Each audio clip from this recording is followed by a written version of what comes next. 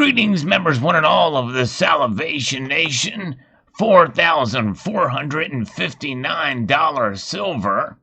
Is the debt clock about to reset? Let's explore.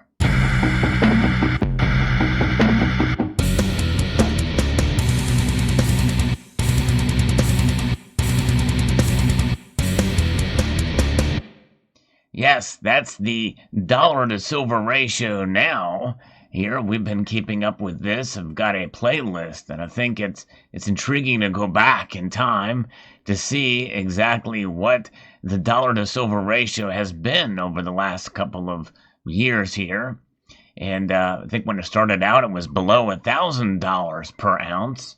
But for those who aren't aware, this is simply a measure here. The dollar to silver ratio, it is, to explain, it's the year-over-year increase in the U.S. M2 money supply divided by the world yearly production of silver in ounces. And so it is essentially illustrating the amount of dollars created per year by the Federal Reserve compared to the amount of ounces of silver produced per year. And as you can see here, and as has always been the case, there are many more dollars created. It's much easier to do since there's no restraints in the dollar compared to the amount of silver mined each year. That means that silver is a finite resource. It takes energy, it takes time, it takes resources to get an ounce of silver out of the ground. And of course, the same thing can be said for gold, hence why the price is much higher, $34,000 per ounce for the dollar to gold ratio. But really, when you think about it, to me, it's a much more illustrative example to show it in terms of the working man's gold, essentially. That's what silver is. And it is something that I believe we can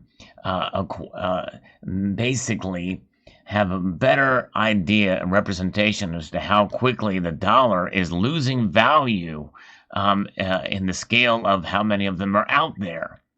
But as you know, this is something that's been going on for quite a long time. And all traces back to this number here, the U.S. federal national debt. It's $27.5 trillion right now. And that is a lot of money, especially when you take into account how much of it is per citizen. That's over $83,000 per citizen and over $220,000 per taxpayer. And, this is something that is an account for the creation of debt here in the United States is from deficit spending, federal spending, and that causes the deficit to go up, which means we have more money printed than we can afford to print, or more money spent than we can afford to spend. What's been allocated, the debt limit and where we're at has got to be raised each year, multiple times. In fact, under a relatively conservative administration during Ronald Reagan's time, that debt limit was increased 11 times. The deficit spending is what is causing the debt to go up more each year. And as you can see, it's ticking by very, very quickly. And when you look at it compared to the gross domestic product, well, you look past through the course of history, we don't have what it was during wartime years, but essentially we are fighting, in a sense, a war on multiple fronts, many ways. But especially right now, the pandemic is the biggest portion here of the spending that we're getting from the government. And this is now up to 128%, almost 129% of GDP, compared to GDP in a percentage rate here. In 1980, it was only 34%. There's a lot of inflation there during that time period. And inflation is how they are going to manage the debt with this inflation. And what's going on, all this printing of money that's happening out there, there is going to come a time when this will come back to bite us. And how will that work? It's anybody's guess. But more than likely, they're going to reset in some manner or form, in some way, the entire system. And that includes the way we use money, and some people say that's going to be a digital form. It already is, really. More and more people here in the United States, even around the world. In fact, I think Sweden is the most cashless society out there. But more and more these days, it's a tap of a credit card. You don't even have to scan it anymore. You just tap it these days in order to charge an amount, or a debit card. A lot less and less people are using cash these days for the convenience of transactions over the internet, or especially with the advent of cryptocurrencies, you're seeing more and more people use those for purchases as well. And it is something that is the future, really, in a sense, digital currencies, and it is being talked about openly in terms of a reset. And some people think that this great reset will essentially globalize the monetary system, where everything will be tied together even more so. Maybe a new Bretton Woods type system, which essentially pegged all the currencies to the dollar, which was tied to gold. Now gold is not a part of this. Nixon closed that gold window in August of 1971, and we have now essentially fiat currencies totally around the whole world. The dollar is the strongest of those currencies, mainly as done by Henry Kissinger in 1973, tying it to the petro, why they call it the petrodollar. That is becoming less and less of an issue these days, or a resource, and many nations, especially what are referred to as the BRICS nations, are trying to move away from the dollar. And what are they doing? They're doing that by acquiring more and more gold. China is the largest producer of gold in the world now, and they, along with India and Russia, the Russian Federation, are amassing much more in their reserves.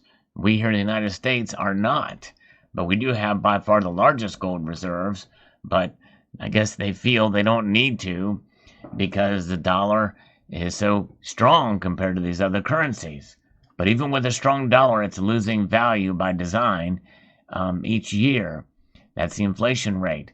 There's a target of between 2 and 2.5% now as of the recording of this video. And so that is becoming paramount to what is going on with the dollar. A lot of these dollars are just hanging out there in banks and in other institutions and not being circulated, known as a velocity of money. And that's not happening now. Here we can see in this little area here, the known as the supply here, the M2 money supply that we're seeing here, and U.S. Treasuries dollars and the currency and credit derivatives now, and the U.S. trade deficit between China, imported oil, the U.S. debt held by foreign countries. All kinds of different figures here that give you some idea of how much is being created and how much there is out there that is being held by other countries.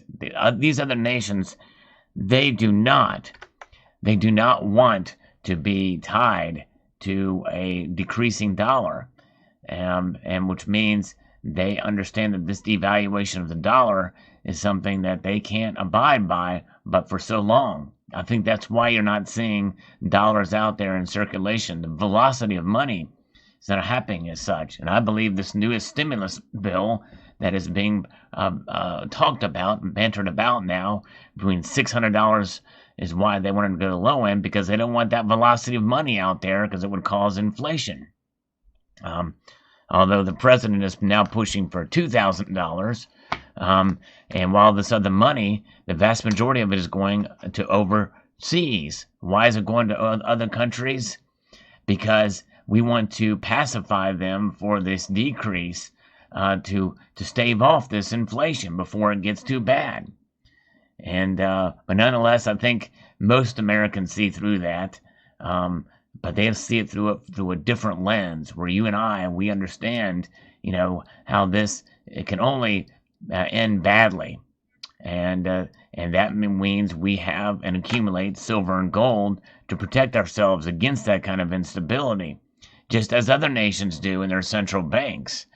And here we are at the sunset, at the twilight of 2020, really, a year of great struggle and a year of unprecedented monetary creation as well as spending, and amidst to fight this pandemic that has plagued the whole world. And so now we are here, and almost at the end of the year, and there's an open talk about what this reset will be. So if there's a reset of the financial system, that means there will be a reset of this debt clock. And what will that look like? If there's going to be some sort of a new dollar or new currency system, how will that be priced? How many of those will be created per ounce of silver? Will it matter what the value is? What kind of currency system will it be? What's going to happen to our national debt? How will that be revalued? Will it be erased? That's really the only way they can do it, is just erase it or reset it somehow, in some way. And we very well could see the beginnings of that in 2021. Regardless, we will keep up with this. We will continue to make videos that address this very concern as to what the national debt does and what the dollar to silver ratio is. I think it's very important to have this information and archived to be able to see what's going on and how much of these dollars are being printed and how it's being adjusted on the debt clock here. And so that's what we do here. And so I hope you found this video insightful. I'll be very curious to hear your thoughts, and I'll be very interested to see how this will look in the year or two ahead. I'd like to extend a multitude of gratitude to you all for taking the time to watch this video, and encourage you to please rate, share, comment, and subscribe.